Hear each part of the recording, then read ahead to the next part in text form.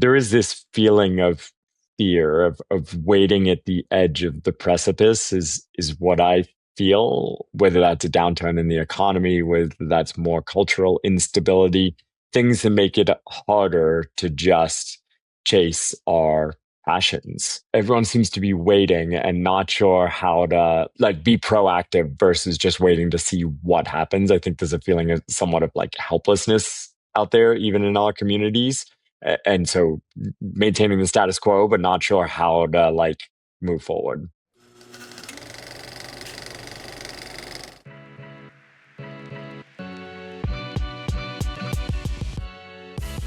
Hello and welcome to the Duffel Shuffle. I'm Adrian Ballinger, and we're here to discuss the world of climbing and skiing in all its forms through the eyes of mountain guides. And I'm Sam Keykeper.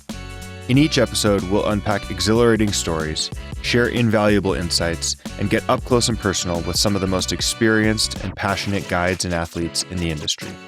Whether you're a seasoned alpinist or a weekend warrior, the Duffel Shuffle is your ticket to the thrilling world of climbing, skiing, and mountaineering. Join us. Welcome back. Episode 48 of the Duffel Shuffle podcast. We both look and sound quite fatigued. Adrian, how's it going? I should have a drink in my hand, but I stupidly, Emily Harrington, my wife, decided to take a month away, pretty much, between Taipei and Mexico. We're like 3 weeks into that, 4 weeks away. It's been awesome. I also always take a month off drinking, and usually it's February because it's the shortest month, but I figured it'd be a great time to just get it out of the way while Em's away. So I just took this month, but it turns out single parenting while, juggling whatever, my 3 jobs and try to stay fit, I guess. I could really use a drink right now, but we're doing great. I could too, but I already brushed my teeth because I'm ready to go to bed. So there's that. Nice. Where are you, Sam? I'm in Mount Shasta. It's funny, normally I spend time in Mount Shasta in April and May and early June. And I've basically exclusively been to this town during this 8-week period from mid-April to mid-June. But I'm here now midwinter in early February teaching a Pro 1 avalanche course. So a little bit of a different vibe for me. Yeah, how are midwinter vibes on the biggest mountain in California? I'd say they're quite springy. Biggest volcano in California. How about that? They're quite springy. We skied corn today on the lower part of the mountain. Unfortunately, the snowpack is very representative of what I'm used to seeing in April and May, as are the weather conditions. Mm-hmm. Yeah, same here. Since we last talked, in the last 7 days, I've spent time in Vegas, time in Napa during a corporate speaking gig. That was pretty fun. Running down there was great with the crew. Time in Mexico. Actually did not a trip to visit Emily, but a quick trip to the coast. We'll call it work to vet business down there and do a little bit of surfing, which was rad. And then time here in Tahoe, where I am right now, and just finished a big day with the kid, but also got out for an hour of skiing. And the skiing was actually great today. Like now all of a sudden there's all this hope for what's coming next week and the week after. Yeah. But I got to say, I was at Palisades today. I've said this on the podcast before, but today was like one of those perfect days where the Souths were soft, the Norths were chalky, the groomers were ripping, and it felt like there were 17 people on one of the largest mountains in North America. Like it was empty, except for there was actually a free ride comp going on Headwall. They ran a free ride comp skiing the slot, and kids were going huge. And remind me the level of skiing, but also we're talking, of course it's not powder. I'm not trying to sugarcoat at all. This is not what we want to be skiing, but kids were sending. It was conditions that good skiers could absolutely rip in. And that was a good reminder for me, get out there and push a little bit. There's no excuse for me being oh, I'm going to Switzerland and I can't get in shape because I can only ski groomers. It's no, you could totally go out there and still rip. And the patrol is doing a great job. A lot of the mountain is closed where it's slide for life, but they're opening things as they soften and closing them again as they firm up. Everyone's got to take those decisions into their own hands. But I was actually really impressed by patrol helping to shepherd us through this mountain and ski what's best, even in, it's been 30 days, I think, since we've had meaningful snowfall. Yeah. I will agree that conditions, considering the lack of snow we've had in the last 30 days have been hanging on incredibly.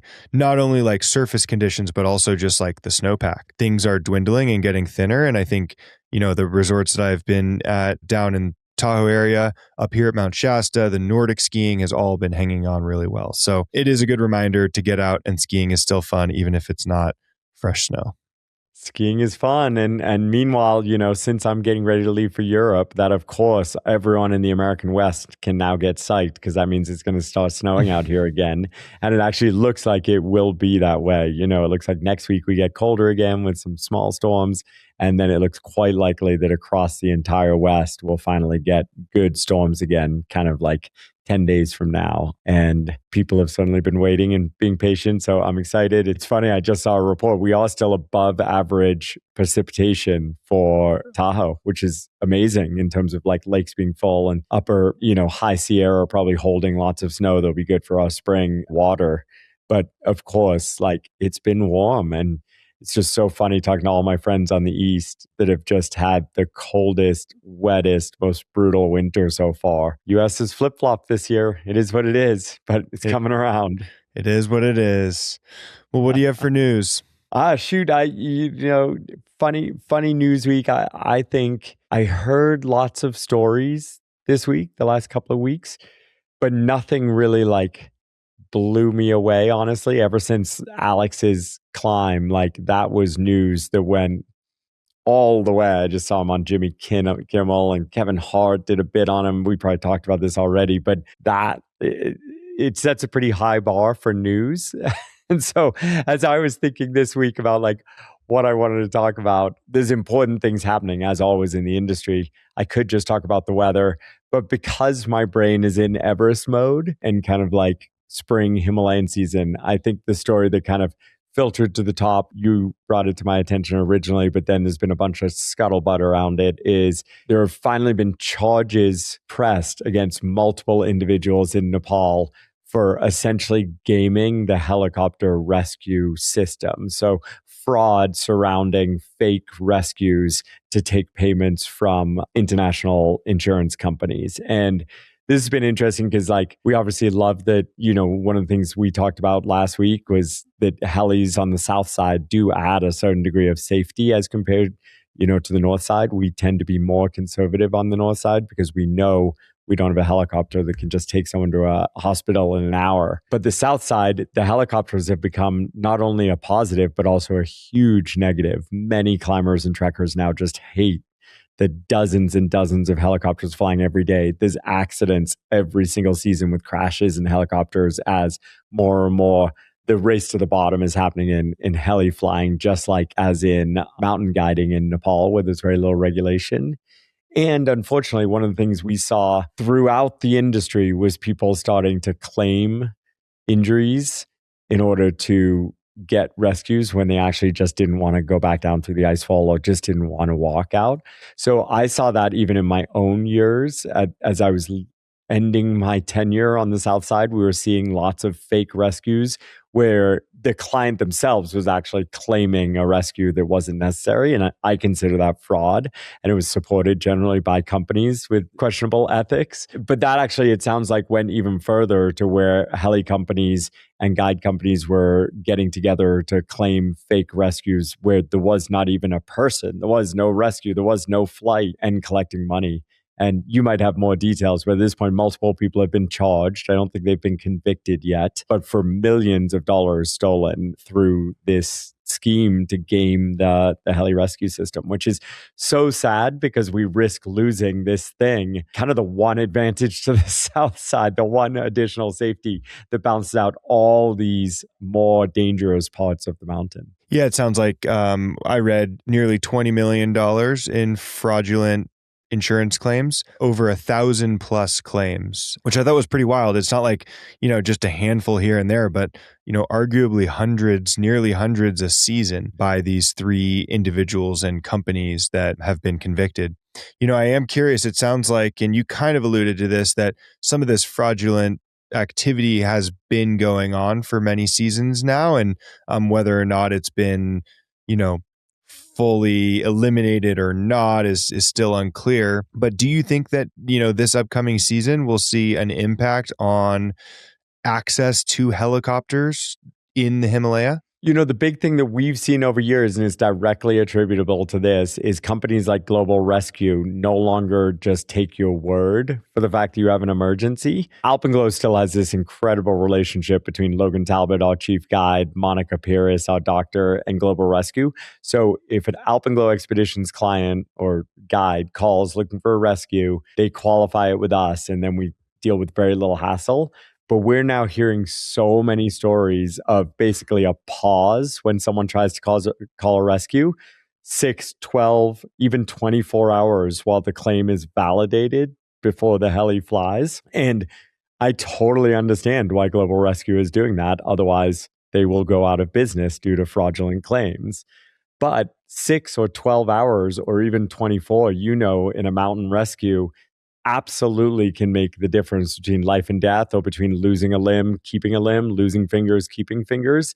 And we're seeing, on social media, complaints about this delay. But that is the direct effect of a lack of, morals and ethics in the industry, and too many people looking the other way. And so I think, yes, there will be an effect, but it won't be an effect of like shutting down helicopters. The industry is way too important to Nepal and to climbers, and there's way too much money being made by everyone in the mix. But I think we're going to see a delay of service, a lowering of the level of service, or at least for some time, while checks and balances are put in place. And that's a bummer. And it's the industry's fault. It's all of our faults for not policing ourselves. Yeah. And, here in the US, a lot of companies contract with helicopters. And so there's a helicopter and there's a pilot. And then there's a company, and the company leases that helicopter for a period of time. Is that how it operates in the Himalaya, or are these insurance companies the ones that actually own the helicopters? And so if they're under investigation, is that helicopter not flying? The helicopter companies, or the helicopters are not owned by the insurance companies. The helicopters Correct. are owned by Nepali operators. They're not leased, so they're owned. Sorry, the three operators, do you think that the helicopters that those three operators that have been convicted of this fraud, are those helicopters going to be sitting on the ground this season, or will they be flying still? Hard to know. How Nepal has always worked for me is like the helis always fly, the trips always happen, the permits always come. So those companies might shut down and be rebranded, new names. There might be new names on the company documents, but those helis will absolutely be in the air. All right. Well, that kind of answers it. Yeah, absolutely. So I think the helis will be in the air. There's just this risk of like authentic rescues being messed with or slowed down based on the need to reduce and stop this fraud that literally has been going on and has been known by everybody for years and years. Yeah. Interesting. Well, more to come, I'm sure, on that one. It's definitely not the end of the issue, but it's definitely a big step forward. That's right. Yeah, absolutely. I mean, anything that helps like tighten the guardrails around climbing, mountaineering, trekking, and protects the environment, protects locals, protects clients. I really, really believe in that. And as you've heard me say on this podcast so many times before, I do believe Nepal is on the right path. And I do believe things are going to get better. But of course, there's blips when things get worse on the way to better. So we're on that roller coaster. Yeah. What do you have, Sam? Give us some happy news. It's interesting. I agree with you. It's kind of like I heard a bunch of stories in the past couple of weeks, but nothing that was like, oh my God, I can't wait to talk about this on the podcast. But one thing that I think is interesting, and I'm going to kind of take a different lens to it, there were two kind of notable ascents and descents that occurred in the last couple of weeks. One, Christina Lustenberg, G. Prell, and Brett Harrington accomplished a new first descent in the Canadian Rockies, another ski descent. And I bring it up almost casually because G and Lusty, who we've had on the podcast, are just hammering first descents. And you almost get like desensitized to the significance of them, because it's like, oh, just another first descent where they like climbed a sweet line, with like climbing vertical Serac, and then they skied the top couloir, and they did like 4 pitches of rappelling down the Serac, and then they skied the bottom couloir. Like, it's no big deal. And it's just kind of wild that they're out there just like kind of making it happen. And you know, I've heard so many people over the years say that like the golden era of ski mountaineering, at least in North America and Europe, is kind of past. And I think that they would argue against that. It seems like they just have this endless list of lines that can be ticked off, and they have the skill sets to just keep doing it, you know, multiple each season. So pretty impressive. And then Tyler Andrews, American FKT specialist in the mountains, went after a notable FKT fastest known time on Cotopaxi in Ecuador. I think he grabbed the FKT from Carl Egloff, who we've spoken about both of these individuals on the podcast. But a round trip on Cotopaxi in 1 hour and 26 minutes, which is just like incredible, absurd. Watching these guys, you know, it's interesting. Like, going up is impressive, but going down is almost frightening. Like, they are running faster than I can ski a lot of these lines. And there's so much risk in how fast they're running down. If their foot lands weird in one spot, they're going. But quite impressive. And, you know, it's interesting, similar to Loose DNG, you know, Tyler's kind of been on a tear of FKTs, and he has nabbed a number of notable FKTs, and he's made many, many, many attempts. And it's like, it's obviously exciting and thrilling, but it's also kind of like you see it in the news, and it's like just this little blip where it's just like, oh, Tyler got another one. Oh, Loose DNG got another one, and you almost get desensitized to the significance. So cool to see these people out there pushing it. And I wish there were more names in the hat, because I feel like I'm seeing the same names doing these awesome things. And I think it should encourage more people to get out in the mountains and go after this stuff. Yeah, I love that, because I think you're right that we shouldn't become desensitized necessarily to how impressive these ascents and descents are. You know, probably somewhat feeling the same way about like Connor Herson this past fall, when just every weekend, you know, he went and did a new or repeat of a free line in some very, you know, impressive way on El Cap, just big wall after big wall after big wall. And it's like, you almost get desensitized to it. It's like, oh, he did another one. And yet, like, maintaining that pace, when I think about like Lusty and G, and awesome for Brett to join. She's a regular partner of Christina's, also on the North Face team. Like, you know, it is impressive what they're getting done. And, you know, I'm sure with close calls, but without anything going really wrong. And we should be celebrating those things. And that's exactly what you're doing by bringing them up, even when they all sort of like, well, I don't even know the name of the mountain, but like,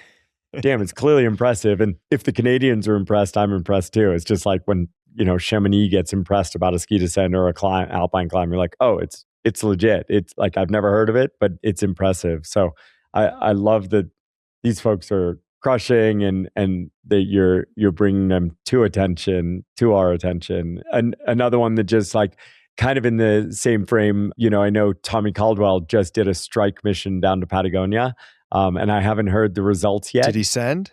I don't know. I haven't, like I said, I think he's with C. Venhe, and they're trying to climb Torres del Paine in a single push, maybe in a day, when I think it took, you know, 2.5 weeks the last time they did a route. Tommy did a route on Torres del Paine. You know, this excites me because I think so much of what's happening in the sport today is like, what technology allows is incredible speed in the mountains. And Tyler's speed is one example of that.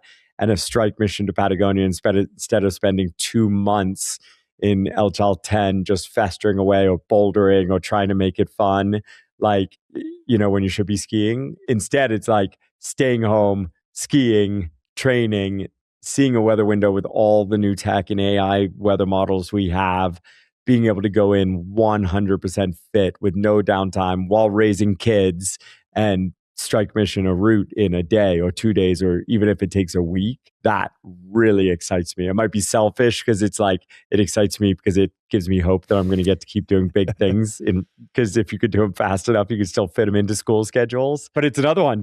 You know, Tommy and Alex basically are just like always just rolling along, crushing new things like the Platinum Wall this past fall and things like that. It's easy to get desensitized to how rad these attempts are, especially when you take them in consideration of like all of life that everyone's living and all the juggling that everyone's doing. It's awesome. It looks fun out there. From my being a taxi cab to take my kid to ski school and ski for an hour or two in between, and all the other things I'm doing. It's pretty fun to see people out there crushing.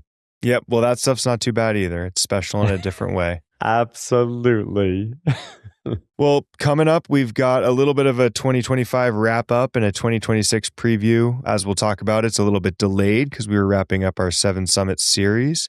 Hope everyone enjoyed that. But our 2025 wrap, 2026 previews coming up next. And then we'll be launching some new guest episodes in the near future. So stay tuned and keep listening. You have fun up there, Sam.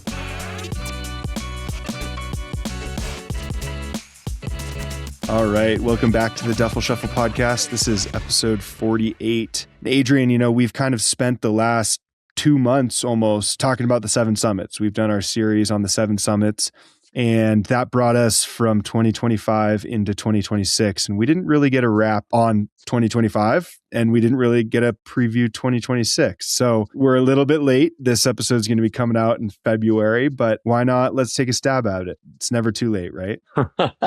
Awesome. No, I mean, we had a plan. We were executing seven Summits series that was super fun for me, especially since, I've done 6 of them. I haven't done one of them.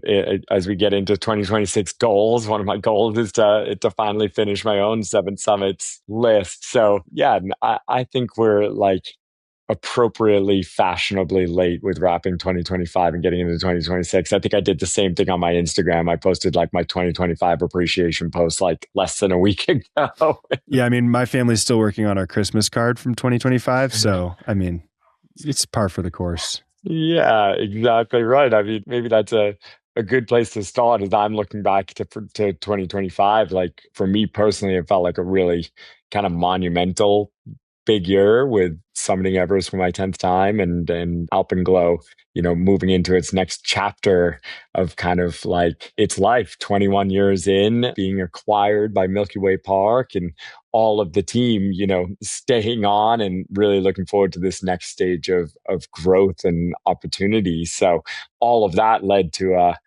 and of course having a 2 turning 3-year-old, like kind of led to a pretty chaotic full year. And really that's the word. I don't know how this feels to you, but like when I talk to my friends, my peers, industry partners, other athletes, clients, like everyone uses the word full to describe their lives. And is that a change? Is that the same and we just talk about it more? Or is it just because we're fucking parents now? I don't like it because I think to me, saying it was a full year implies that the next year is going to be less full for some reason. And I just don't believe it. I think it's all BS. I think that if you're a parent, it's every year is the same, and that's just the new norm for us. That's and it's my full take. Good. Do you have time to think about good versus bad versus goals? I mean, like the year flies by. I'm never bored. Those are good things, I think. Certainly would I love like a little bit more relaxing time or chill time or like some personal time? Absolutely. But I wouldn't trade that for boredom. Yeah. I keep getting coached and, the algorithm feeds me that there's a place for boredom in our lives. And I do believe that. Like I think we've probably talked about it, even though we create a podcast here, I'm actually listening to fewer podcasts in my life to leave space, whether it's on a drive or a long run or in the skin track, leaving a place for my brain to maybe be a little bored and wander instead of being like locked in for learning and content all the time. I'm going to stop you right there though, because I think to me, that's not boredom, right? That's valuable time. Reflection and boredom to me are different, right? And so I think like that's the reflective period. And I think that's why I love the mountains. I love training and climbing and skiing because I get this period where my brain is maybe not completely free, but maybe less consumed by the rat race, by life, by work, by family, etc. And I can just kind of be present. And to me, that's not boredom. That's freedom. Boredom to me is like, I'm not outside, I'm inside because of something, and I'm kind of like not doing anything, like scrolling. That to me is boredom. Yeah, I hear that. I'm guessing that's not happening too much in your in your life these No. days. But it's a real thing. Yeah, Yeah. I am interested, like this kind of leads into 2026, but I'm not going to go to Everest this spring. For the first time other than the COVID years, I won't be on an 8,000-meter peak in the spring for the first time in decades. It's interesting that that's always for me been this enforced 2-month period where, of course, thanks to satellite internet, we're still online. But thanks to the bans on Starlink on the north side, we're on like the slowest internet you can possibly imagine, and it's much more frustration versus fun. And I think it represents almost like what all my like Gen Z friends are now adding friction to use their like social media apps and things like that. So you have to unblock them and go in, and you can't scroll anymore, and you have to click and I all like these that, manual adding friction. tools all these manual tools to make it less addictive and less fun, therefore you use it less. Well, I've had that for 4+ months a year of my life between the two Himalayan seasons and whatever other trips I do. I've had that throughout this period as social media took over many people's lives. So I think I've always had a little bit more of that healthy relationship through those mandatory detox periods. And now I don't have those anymore. And that goes all the way to podcasts. You can't download the podcast. You can't stay as in tune with news. You can't be constantly in touch with all your friends, like all the different things that mandatory time in the mountains forces. I do not yet have the answer of like how I'm going to replace or recreate that in my own world. And now that it won't be just a mandatory part of who I am. Well, let's stick with you then. You kind of talked about your 2025, and now you're starting to spill some news on 2026. I actually didn't know you weren't going to Everest, so talk a little bit about like what that decision looked like and how it came about and what that means instead. Yeah, sure. That's funny. I just assumed the world knows No, you're and breaking news. cares. No.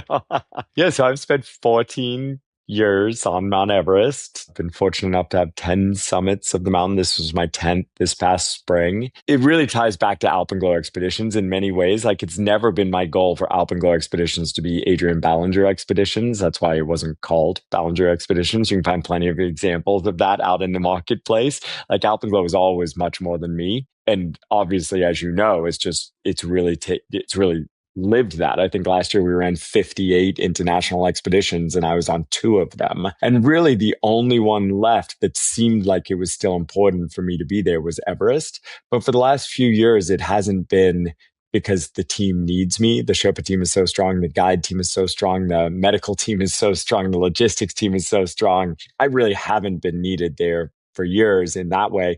But I think there was still a pretty strong marketing value to me for Alpenglow that members of the team often wanted to know that I was there.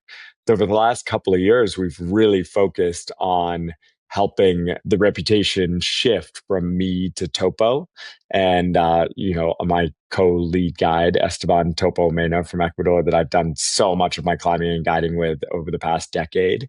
And that has been very effective. I think Topo's just so much better than me at so many parts of guiding big mountains that, people have rightly come to the point where they're like, oh, is Topo guiding? And that was the whole point. And we have now reached that point to where Alpenglow doesn't need me on the marketing side any more than they need me on the guiding or logistics side. So I will be taking a break. And the reason personally for why to take a break is, number one, time. Like, even though we now run these 30-day trips for our clients, or even we've done a 14-day, lightning ascent for our clients, the guides are there for month and a half to 2 months. It's a massive amount of time away where, having young boys, like how much a kid changes over 2 months. So I'd like to not take as much time as often, at least not on a guaranteed, like you must do this for a good reason. Absolutely, but not a mandatory. And then second of all, like as more and more of my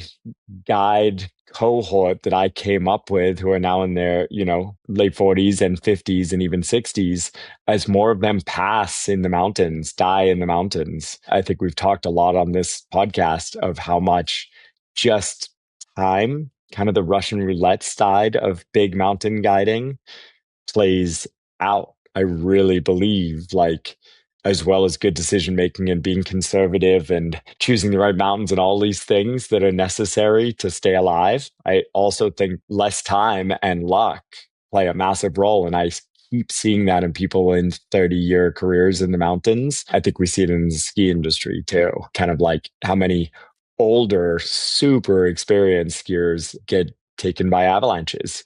And I don't think it's that they suddenly got lazy in their 50s. It's that the numbers caught up to them. Plenty get lost in their 20s, their 30s, their 40s, their 50s. So all that to say is as I recognize that factor of what I've chosen to do and more recognize the luck that has allowed me to get to this point in my career, 30 years in of full-time guiding in the mountains, I really want those times that I still go to the mountains to be incredibly powerful, meaningful things that are worth continuing playing that Russian roulette one more time, one more time, one more time. I don't think I'll ever stop, but that's a big part of my decision not to go just do the same thing again. Awesome. I mean, I think it all makes lots of sense. It's interesting to me because obviously I've known that this is a long time coming, but there was a part of me that never believed it would actually happen.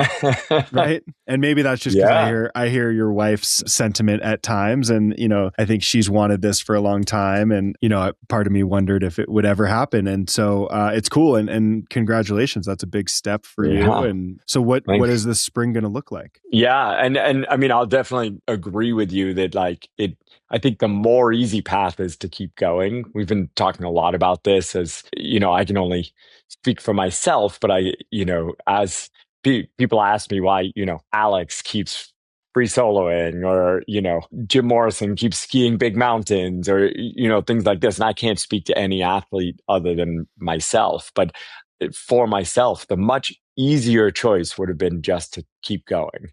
The money is great.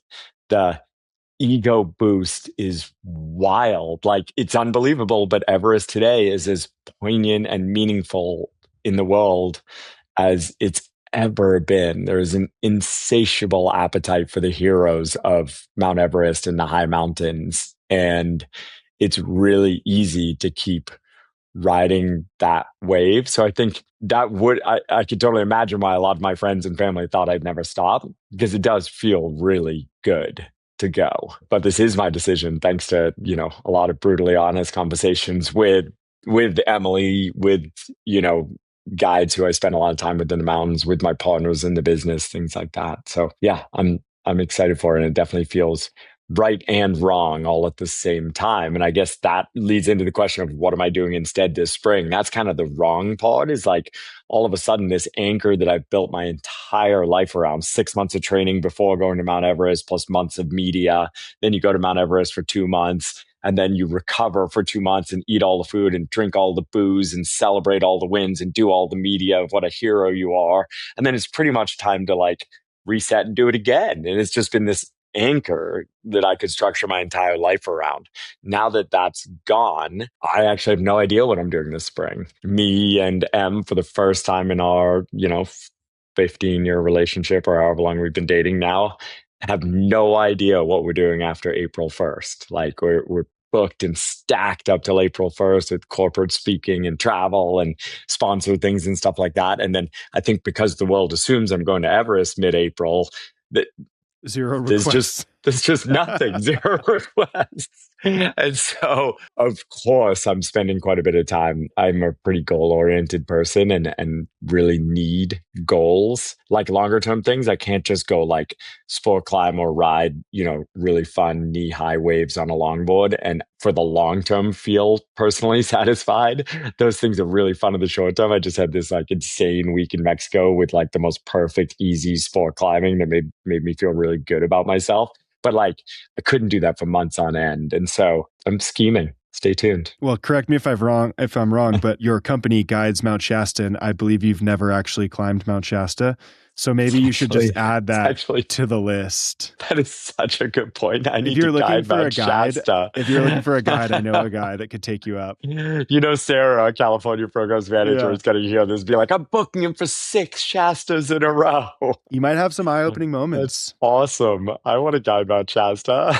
I'll have to go to all the trainings. Yeah, What does it take? exactly. Do I need crampons? We'll evaluate you. Perfect. Yeah, so that's probably enough about me with like personal for 2026. I plan on finding that next goal that really inspires me, but also makes me feel good about my risk kind of analysis and time analysis with Emily and Arrow and Alpenglow. And then I'm really focused on this next year with Alpenglow, making this next chapter, really live up to what its potential is. Yeah, we can move on from your goals, but I am curious, you've talked about Himalayan goals and ski or climb with no oxygen goals in the Himalaya. Is that something that's on the docket for 2026, or are you pushing that down the road? That's a great question. That was the easiest plan, was like, oh, I won't go to Everest, but I'll go to the third tallest mountain in the world, Kanchenjunga, and I'll ski it without supplemental oxygen because I've never done that before. And that would be like this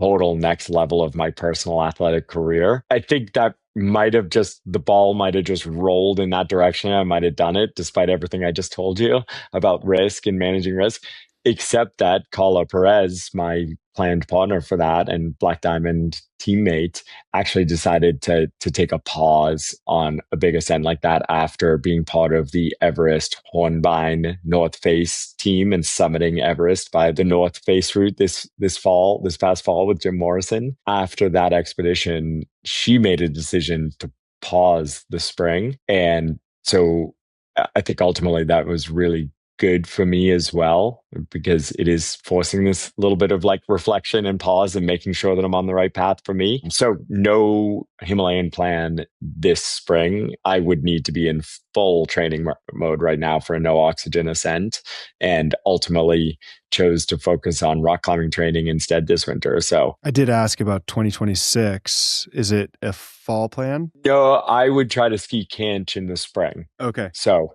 no, by not doing it in the spring, it's not happening this year. So I am completely focused on rock climbing performance right now. Really excited about it. And while I'm not quite ready to throw a goal out there to the Duffel Shuffle world, as huge as it is, I'm definitely focusing on building, instead of pretty much every year of my life, I've built rock climbing strength at some point and then had to switch come like November to start getting in cardio shape for spring. This will be basically the first year, with the exception of COVID, where I'll be able to climb through the winter. All my fingers are all like wrapped up and band-aided right now because I'm working really hard and have loads of splits, and I'm fired up about it. Awesome. Well, we look forward to hearing more about what your rock climbing goal looks like this spring, because I know it's only a matter of days before you come up with something good. Or I'm willing to talk about the thing that's already out there. Yeah. How about you, Sam? What do you got? Man, 2025 was a full year for me.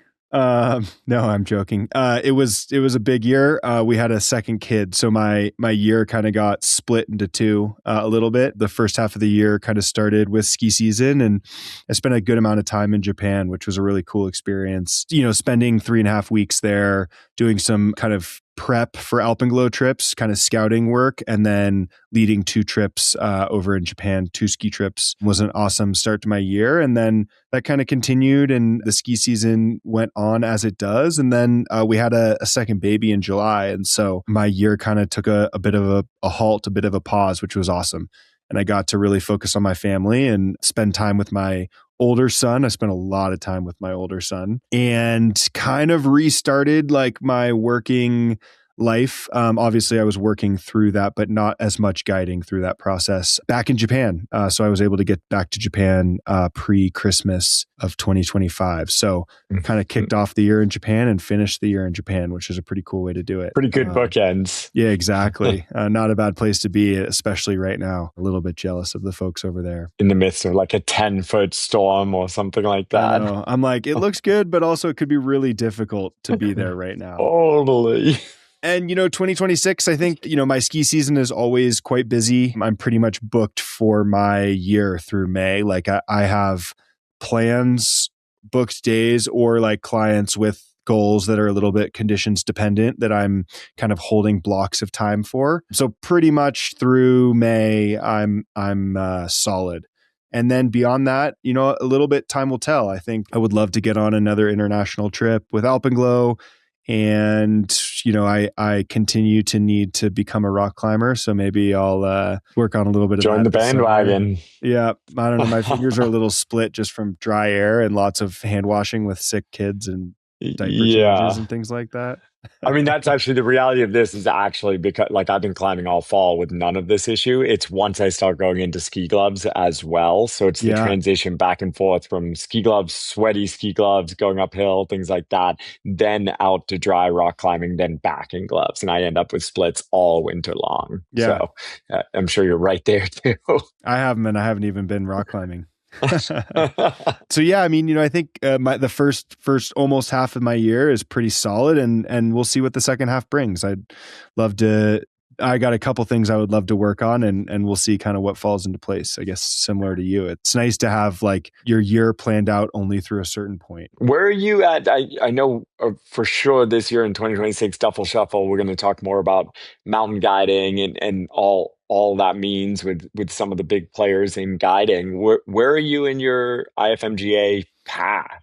And is that part of 2026? It's a fantastic question. I'm a certified ski guide with the AMGA. I am an apprentice alpine guide. So I've taken the first level alpine course and I have done none of the rock. So technically I would be eligible to take the ice instructor course, but my goal is to take the rock guide course first, which is a little bit of a personal, like I'm creating a hang up because the rock is not my forte. So I need to spend some time on rock. I think the skills are there for me.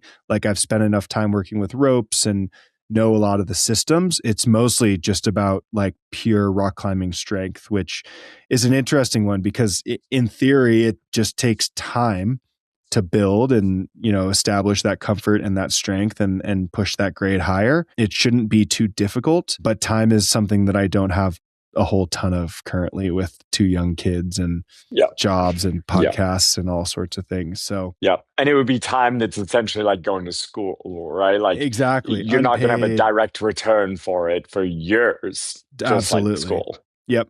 Yeah. And so, I think like big picture, my goal is still to complete my certification, my IFMGA certification. I struggle a little bit in that my passion is really ski guiding. And I would love to be fully certified so that I can ski guide around the world. But I have less interest in like really using the other guiding disciplines professionally. And so it's a lot of work for an indirect return, put it that way. It's a great way to put it. The only, from my personal experience, the only thing I'd share is like by doing it, people often discover the love and importance of that piece of the guiding trilogy. Yeah, absolutely. Almost everyone in the US system has a weakness, has a worse discipline. I waited for the ski discipline. I was completely done with the other 2 before even starting the ski discipline. Mostly that's because I was early on in the process and I could challenge through alpine and rock based on all of my guiding years. But because so much of my guiding career was internationally on big mountains, I really hadn't actually ski guided much, even though I was a super passionate skier. I mean, I had sponsors before I had done the first, most basic ski course. And then but since I couldn't skip anything, just like you're no longer allowed to skip anything, I had to go to that very first course in Aspen and go through the grind. But through that process, I completely fell in love with ski guiding and basically stopped rock guiding to be able to focus on ski and alpine. And it became one of my, absolutely for many years, the focus of my guiding. No, and I don't doubt that. I know a lot of people that have said the same thing. It's more of like how it fits into the life puzzle currently. That is the complicated part. I think if I did do it pre-kids. Yeah. If I had no kids and no spouse, it would be a totally different conversation, but I'm happy that I do. Totally. I have nothing to add there. So yeah, I mean that's where I'm at, and I think I've just kind of accepted that like for me this process is going to be a long one, and I hope to finish it one day. But the timeline and the American system does not remove you from the process. Is that right? Is there a timeline? There's no timeline. No, I'm eligible. I could be the oldest American mountain guide potentially. No, I'm pretty sure you couldn't because like Tom Hoggis, I think they finished his in his 70s or something like that, honorarily gave the last one. Or some of those Exum guides, yeah. Yeah, exactly. But yeah, that makes a lot of sense. I mean, the reason I ask that is in the European systems, they have a Yeah. very strict timeline. You know, it might You're on be a three class and years or something like that. You're in a class, you yeah. might be allowed to bump 1 year for a personal reason, but you have to finish. And it's interesting. I mean, I hope we can get a guest on to talk a little bit more about the differences and the similarities and all how the, mountain guiding system works and the education behind it. Because I think you and I know it from going through it, but we don't know it from the politics and the all that nitty gritty stuff. So I hope we can get someone on, but there's a part of me that wishes it was like you got to go through it in this amount of time, because part of my lack of motivation is like, it's easy to push it another year, right? And life is complicated, and not adding complexities is an easy decision to make. So part of me wants to be more forced into it, but at the same time, I think that would throw a real wrench in my family life. Absolutely. It is interesting. I've also seen people like you gain more and more experience, you become more and more capable in the strategy side of guiding, but you definitely struggle more in the fitness and recovery side as you get older. You're not that old yet, but I've seen Yeah. this a lot where like people wait into their 40s and then the fitness and grind part of being able to handle an exam becomes a real thing. So I do hear you. I mean, I'd love to see the American system continue to evolve. And I think there is a lot to be said to the system where you kind of go through with a cohort. And it's more like grad school, which is what I just continuously compare it to in cost, benefits, effort, commitment, unknown benefits to going through it. I think there is a lot to be said to be going through with a class on a schedule just to stay with it. And I'll add one, guiding. I didn't really talk about guiding in my world, but 2026 goal is like we talked about, to hopefully go guide a couple of cost dance pyramid trips at the least. New country, new program for Alpenglow, a place I've been wanting to go for decades. And we talked quite a bit about why I haven't been there. Go back and listen to the cost dance episode of the Seven Summits series if you're interested. But I am like really, really motivated to go guide in what will feel like a very challenging new environment where I need to be on my toes. That excites me. I should have known you're not going to Everest, because you told me that you're going to Karstens in May. So that obviously wouldn't have worked. Exactly right. Yeah. Turns out there would overlap. Yeah. My plan is to go in late April, early May, and then again on one of the first open enrollment trips for Alpenglow this autumn. Awesome. Today's podcast is brought to you by Alpenglow Expeditions, a Tahoe-based guide company with an international reputation.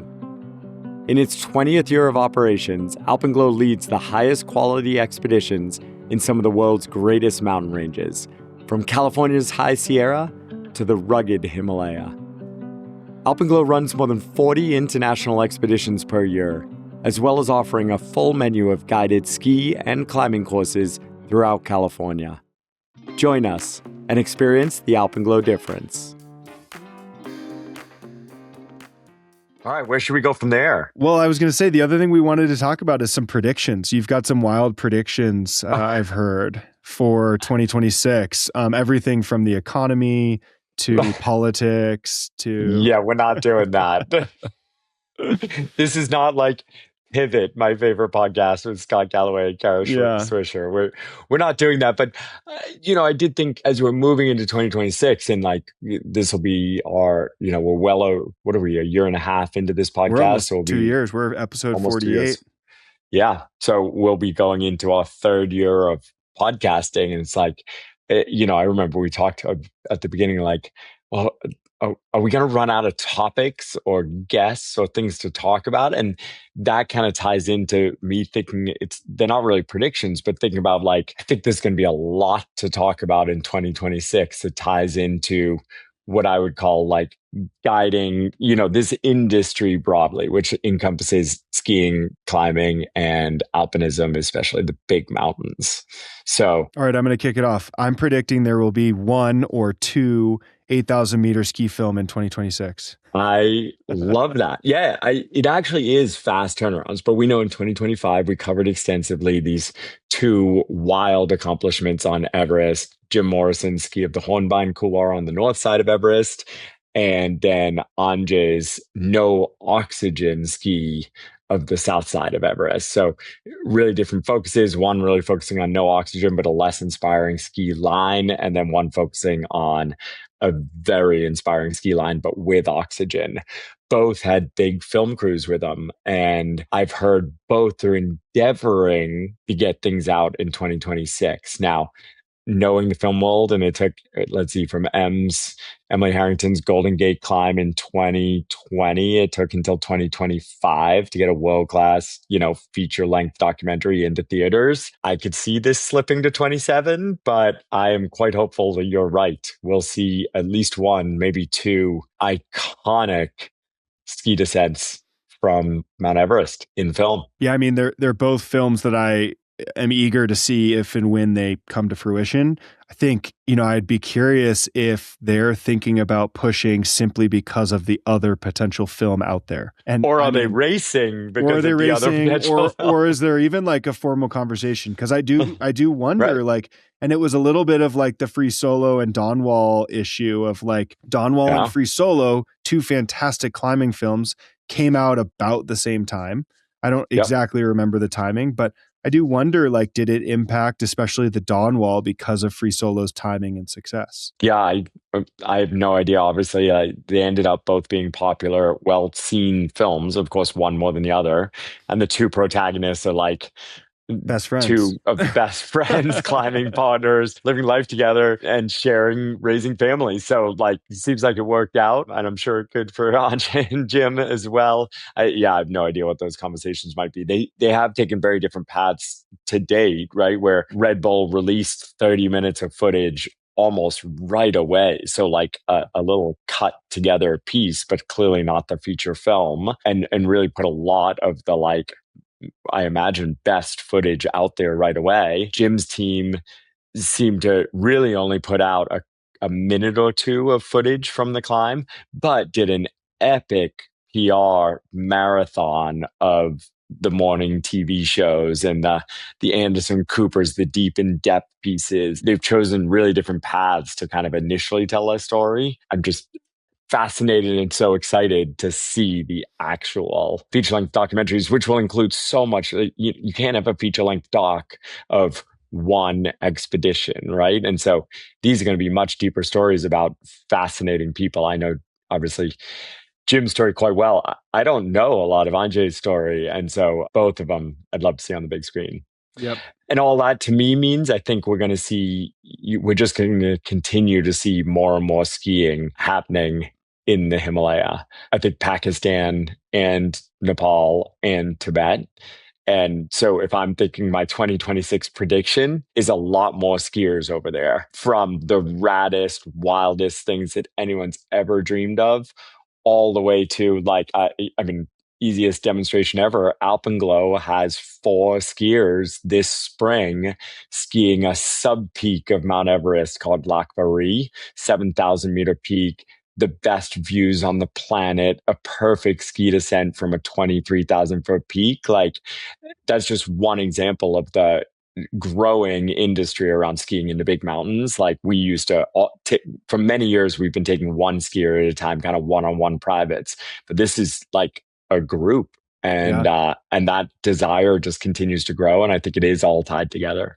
Oh, that's awesome. Well, you had another skiing topic, and I don't want to steal your thunder, but well, shoot. I mean, I don't even know which one. I mean, the next skiing topic I have on my little list is actually like Olympics. I don't know if that's what you're thinking about. What I was thinking. The Winter Olympics are coming very soon, in like 2 weeks, in Italy. I think it better be Italy. And Americans, especially American women, Michaela Schifrin has just this incredible story of dominance that I know Emily is completely addicted to, and I'm fascinated by. Just seems like she's always dominant, but I'm like, is she peaking for the Olympics? Is it the right timing? How's it going to go? And then right alongside her, like the story of Lindsey Vonn, 42 years old, comeback after knee replacement surgery. And like formal retirement. and formal retirement, of which a documentary was made, and I really enjoyed watching and learning more about her. And obviously, as an aging athlete in the outdoor sports world myself, I hope it's okay to call Lindsey Vonn aging. Like, it's just beyond comprehension to me what she's been able to, you know, as I understand ski racing and especially her disciplines of ski racing, what she's able to put her body through, the level she's able to train at, the risk she's willing to take. Sure, more towards injury, as I understand it, versus death, but real meaningful, life-changing injury risk. And I think she's been on the podium, 3 of the last 5 races. I think she's got 5 podiums this season, including a win, which is just insane. And so I assume it will be part of the Olympics roster as an American. Like, I just cannot be more excited to watch her charge. Yeah. And then on top of that, ski mountaineering, or skimo, is a new sport in the Olympics this year. And so ski mountaineering is a little different than what we speak mostly about, but It is essentially ski touring racing, for lack of a more complicated introduction. In controlled courses. I think this is an interesting thing about US versus Europe, but like, we call ski mountaineering what I do, right? Like, and you do a lot of it. So going out to big mountains, often quite technical, finding a way to climb up them and then find a way to scrabble our way back down with skis on our feet, hopefully making some turns that we're not embarrassed by on the way down, versus skimo. I think that is the best way to call it, skimo, because the abbreviation, if anyone says skimo, no one thinks about what I just described. They think about Lycra,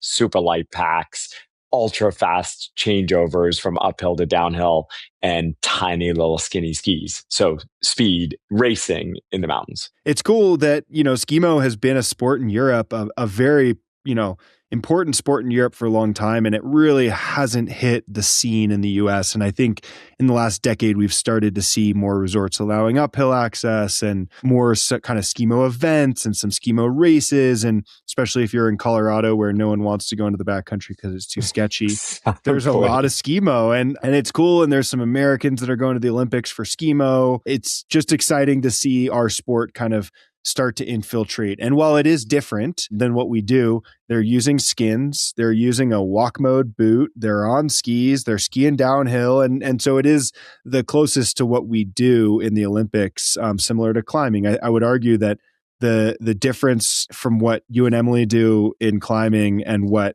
is in the Olympics is quite comparable to the difference between what we do 100%. skiing and what is in the Olympics. So, and they're still really good for putting the sports in front of people and encouraging participation.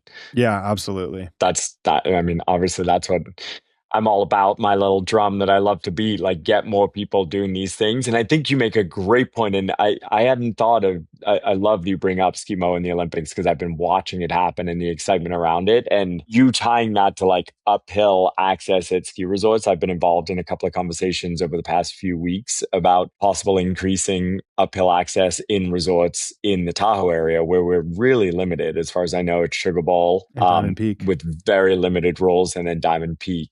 And we have 13 resorts around the lake, and Sugar Bowl and Diamond Peak are not the major ones. Heavenly does have uphill as well, to be fair. All right. So on the south side. 3 of the 13. Yeah. So I've been involved in these conversations about getting another one opened up, and it's a road, of course, but I can just imagine that something like the Olympics, and it being front and center and people seeing it as a way to experience these sports, it puts pressure, and I think really positive pressure, on resorts to think about it. And of course, it's totally fine if resorts are like, can we make money with this? Can we get more people to our resort? That's fine by me. It's really exciting that it's in the Olympics and might lead to that, because that would just help our sports so much. The fact that walking uphill most of the time means having to understand avalanche mitigation management, risk decision making, really cuts down on the number of participants that want to do it.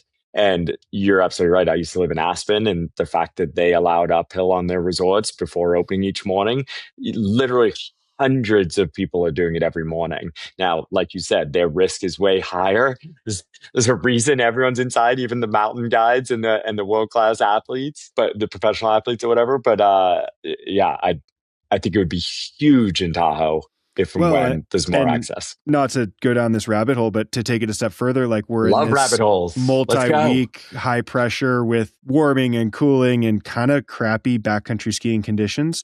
And I would love it from a fitness standpoint if I could go spend an hour going up the ski area and coming down a groomer, as opposed to like making my way down Rubicon, where the hazard is not avalanches, the hazard is injury or hitting a tree or whatever. And so there's so many reasons that it would benefit the area. So yeah, I agree. Hopefully Skimo in the Olympics brings it to Tahoe. Anything else you want to talk about in the ski industry? No, that's all I got. I think you want to depress us about the season even more? Nope. And I want to avoid the worker strike conversation from Telluride. I think that is, for those that aren't familiar, the ski patrol at Telluride Ski Mountain went on a worker strike over a contract negotiation, and more to come on that. I think I'd love to get a guest that's a little bit more knowledgeable before we start to preview what might happen in 2026. Dodging. Yeah, I'm dodging. The challenging topics. No, I appreciate that.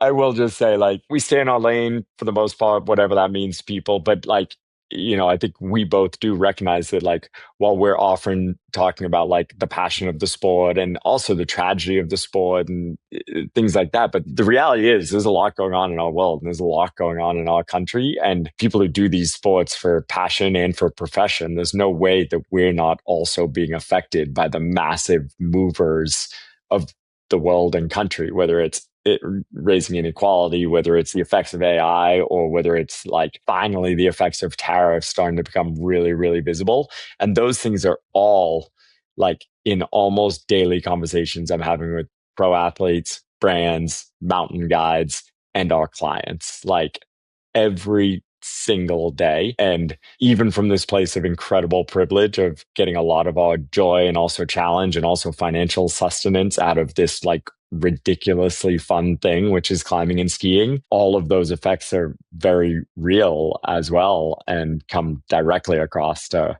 our peers, our community. Well, what are you hearing from your peers? I think it's interesting, and the theme amongst kind of all those things, and it ties back to Telluride's, ski patrol strike, is that it's getting increasingly difficult to live in these mountain towns. And all of those things that you just mentioned, from AI to tariffs to worker strikes, are kind of all tied together. So what are you hearing? Yeah, I mean, mostly what I'm hearing, and also I think even feeling as we talk about like projections for the next year, for the next couple of years, is like there is this feeling of fear of waiting at the edge of the precipice is what I feel, whether that's a downturn in the economy, whether that's more cultural instability, things that make it harder to just chase our passions, with a large part of that being financial, at least in the more, I guess, privileged ski towns and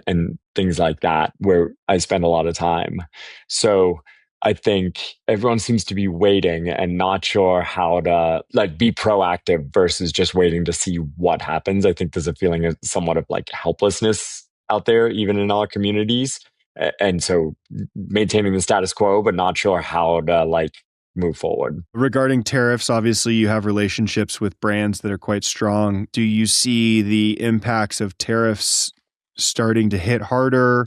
Obviously the bike industry really saw an impact in 2025 and kind of, I don't want to say crumbled, but really took a hit. And that was a combination, I think, of tariffs and the COVID, explosion. We're still talking about the COVID hangover. Yeah. But I think that the bike industry kind of was the first segment of the outdoor industry to like really like show its instability visually or out in the world. Are you hearing the same in climbing and skiing? Is that coming? Is it not being talked about? I think it's definitely being talked about. I think budgets are definitely being cut. Companies are definitely tightening. That affects pro athletes' sponsorships, and it affects creatives' kind of like budgets for projects in 26 or how soon they're being booked. I mean, you obviously are married to a creative, so you might know better than me, but I am absolutely seeing those things. And I think the risk in 2026, like what I wouldn't be surprised to see is either consolidation, sales of brands, or some of the smaller brands kind of like not being able to make it through as things get tougher and tighter. Right now, where I see it, I think the easiest thing is for brands to cut optional spend, which is often marketing, expedition budgets, athlete budgets, or production budgets. Things that we know might have long-term tangible benefits, but maybe are harder to calculate or see in the short term. And so that's an obvious path for brands. But I also think we're seeing in headcount, both of athletes and employees, companies asking for people to do more with fewer people, again, to have more financial kind of like responsibility is the positive way to look at it, I guess, or just peeling off more profitability. I'm sure someone could suggest that's what's happening. I think it's more like financial responsibility, getting ready for, an economic downturn. And I remember in kind of mid 2025, Black Diamond specifically did some like acknowledged price increases as a result of tariffs. Admittedly, I don't know where things stand with tariffs and where goods are being made and prices. Do you expect prices in our worlds to increase in 2026? Not to go straight economy on you, but yeah, I mean, as a non-economist, I obviously this is not my area of expertise, but yes, if I was asked to make a prediction, prices are going up this year, kind of across the board for our sports tools, including clothing. I think my understanding of the wider marketplace is brands have held, Black Diamond being an exception. I actually was kind of proud of them, of that not being afraid and just coming out and being like, this is a reality. We must do this. I think many brands and larger retailers have held on for as long as they possibly could, reducing their margins to see if things were a temporary blip and then could shake out through negotiations. And at this point, if you say things have shaken out, then now it's time to pass those price increases on to customers. For sure, I'm confident we will see that in 26. I also think, and I may be off on this, but outdoor products, skis, jackets, all the things that we consume have been pretty much level priced for quite some time. So tariffs aside, it is not implausible that margins have shrunk over the past decade to 2 decades, and it's just time for price increases, and maybe the tariffs are a little bit of the impetus behind that. Whether they stick around or not is less of a factor than just it's time for a price increase on a lot of these things. Yep. All right, economists, consultants, politicians, go to town, rip us apart. We strayed. Yeah, exactly. we that was pretty, politically not opinionated. There you go. The last thing I have on my list is, kind of Everest. We've made it 51 minutes into the podcast and not really talked about Everest except for skiing it. In terms of 2026, even though I guess we did talk lots about Everest. Talk about me not going, but we didn't really talk about what's happening. I think we're just entering now the period of we're going to start hearing announcements, hopefully, of kind of athletic pursuits on the mountain. So I think TBD, unless you know of anything, I haven't heard of any wild proposal yet for the spring Everest season or even the summer Pakistan season across skiing, paragliding, no oxygen, alpinism, new routes, enchainments, all those things. But so I'm looking forward to hearing those things. And again, that ties a little bit back to what we just talked about. I hope the budgets are there to support some of those attempts. But that's exciting. I got an Everest one for you. Yeah. So you've been kind of at the forefront of pushing this shift from the south side being the default to the north side for quite some time. Obviously, you have a strong opinion on which side of the mountain is the better option for climbers. And it's, widely discussed. Do you think that there is starting to be a shift to the north side being more common? And where do you think that will go in 2026 and beyond? I guess 2026 is fairly established, but a little bit TBD, actually, to be determined. Multiple companies announced Northside teams, multiple new companies, including Elite Expeditions. So one of the big Nepali players, people who have never touched the North Side. And so that certainly tells us that people are jumping on, maybe not shifting from south to north, but running both, recognizing there's demand for it, maybe the diversification is a good idea because who knows what happens with the South Side when there's another big accident. So we've seen that in the sales process, but because Tibet doesn't release any data of how many permits are being released, there's no list, there's no anything. That's where that TBD comes, that like we're going to have to wait to see how many companies actually did make teams, did succeed in selling, did actually get permission from the Chinese government, because historically that's been very difficult. And then does the season go off normally? Obviously, the challenge with China is always that there could be a late start or something else that kind of like throws a twist and a turn. And if you're, I'll shout out Alpenglow, if you're nimble and ready and used to it, I think it's easy to make those changes. If you're not, it's really easy, like Burdenbach has done many times, where it's just like, oh, we're moving everyone to the South Side. So it'll be interesting to see who's actually there, not just social mediaing about it. And do you think that as we see more climbers on the north side, that is just more Everest climbers, or is that a decrease in climbers on the south side? I think it'll be a decrease in climbers on the south side. That's not to say I think we've reached peak Everest, but there is only so many people with the budget, the skills required, the time, the desire, and the risk tolerance to do it. I don't think that's maxed out, but we have kind of flattened over a number of years now. And so I think we'll see more of a shift versus more people. Other than that, I think we'll continue to see a trend kind of chasing the hype of faster and faster trips. And again, I've been, Alpenglow and I have certainly been part of shortening trips, but kind of like, last year we obviously saw a dramatic new shortening, relying more and more on oxygen, especially, but to do very, very short trips, week-long trips. That will continue. I hope it isn't this year's media dulling again, because I think it takes away from a lot of good things that are happening on the mountain, but I am sure we will see a lot more of it. We continue to see new rules being announced by Nepal. Good, well-meaning rules, and we'll see how many are actually enforced. I'm psyched for another season over there, or not personally. Watching from afar. Being one of the armchair mountaineers. Yeah. Pounding away on my keyboard. All right. What else do you have for 2026? Let's see. What haven't we talked about? I think rock climbing is, I mentioned earlier, but I do think like the Honnold Netflix tower climb that just happened. We're recording the morning after it happened, and I think we won't go deep into it because hopefully we'll have a guest in the upcoming weeks to be able to give us a much more personal story from the mountain. From the mountain. We're calling it a mountain. He summited the mountain. I think multiple times in the broadcast, he's like, I'm just climbing the mountain. And they definitely called it the summit of the building, not the top of the building. So I'm just carrying through with that language. I love it. While I don't know if Netflix will release numbers. There's no way that millions of people didn't tune in and see this, and millions more won't see clips on TikTok and Reels, Instagram. It was a cultural moment that broke through.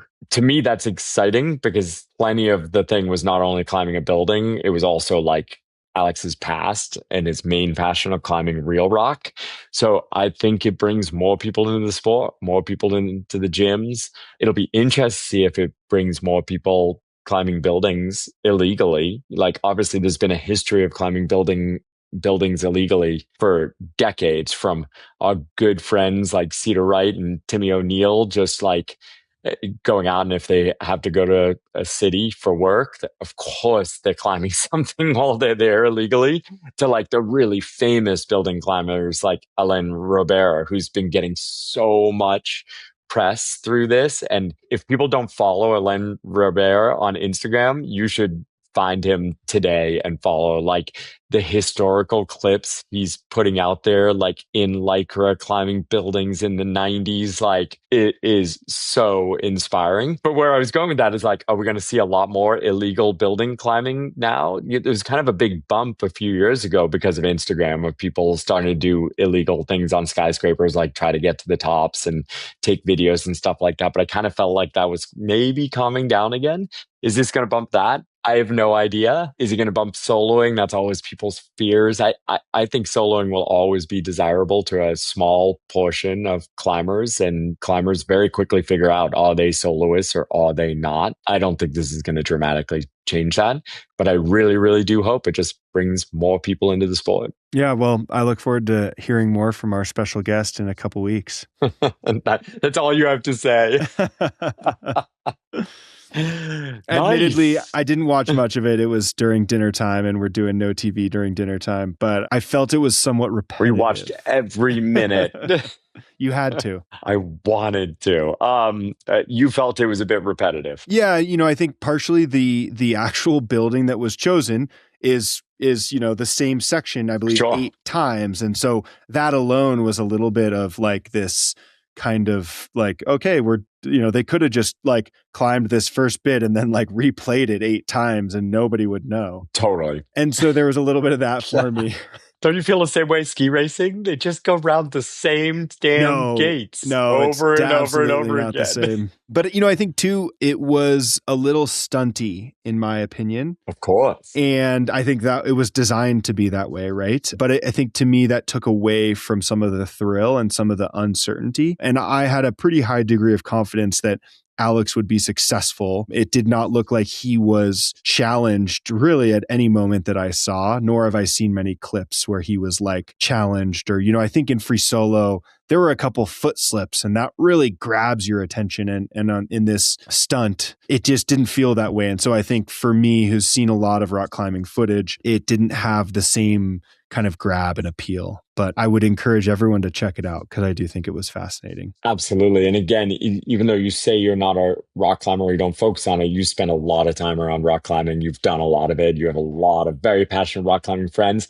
So whenever I see these things, I try to remember they are made for the mainstream. Absolutely. And I think from just quick perusal of things this morning after it, like I think the mainstream was on the edge of their seats, even though I agree with you and I'm with you that like I didn't feel that like stress of what's the outcome going to be. Yeah. I knew what the outcome was going to be. Yeah, ultimately I would guess it wasn't for you. Yes, no, absolutely not. But I appreciate the perspective. Yeah, I just hope it means more climbing, and I hope it's a real success for Netflix, and Netflix continues and other brands continue to look to all sports and the outdoors for other stories, other interesting characters. Because I think one of the things that did come through is Alex is truly an interesting human being. Yes. And there are a lot more really interesting human beings in our sports, pushing them forward, living them, sacrificing for them. And in the same way that when free solo, again, Alex won an Oscar, suddenly there was so much more money and appetite for huge, big production stories in the outdoors around climbing. I see this potentially having the exact same effect. And I think that's exciting, assuming it was a financial success for Netflix, which maybe we'll find out one day. We'll never know. That's what I got. Cool. Well, 2026, it's here. I think, to our listeners, we want to just say thank you. Please continue to like and subscribe and share with your friends. We're hoping to continue to put out episodes, but we definitely need listeners to continue tuning in. And also, we want feedback. So whether that's comments or Instagram messages or emails, tell us what you like, tell us what you don't like, tell us if there's a topic you want to hear more of or a person you want to hear from. And we always love ideas because as much thought as we put into this podcast, it's a collective effort and the audience is part of that. Absolutely, 100%. We'd love to hear from you. It's probably almost time for another Q&A episode. But also, I think it's we've now done probably getting close to 10 episodes without a guest. This isn't a permanent new format. Sam and I love talking to each other. We also love bringing on interesting people with different perspectives. So we're getting ready to come into a run of guests coming up, which I'm really excited about. Some Everest focused guests as we lead into the next season when, as we've now said many times, I won't actually be there. So Everest focused guests, pro athlete guests, and some interesting new perspectives and voices. So stay tuned for that. Awesome. Well, here's to 2026. 2 months in and we're only a month in. We're cheersing 2026. I'll see you soon, Sam. Talk to you soon. Thanks for listening to the Duffel Shuffle podcast. You can follow along on Instagram, where we post our favorite clips from each episode, as well as more about the world of climbing, skiing, and mountaineering. If you haven't already, please subscribe, rate us, and leave us a review on your favorite podcast platform. Catch you next time, and until then, we hope you enjoy some time outside.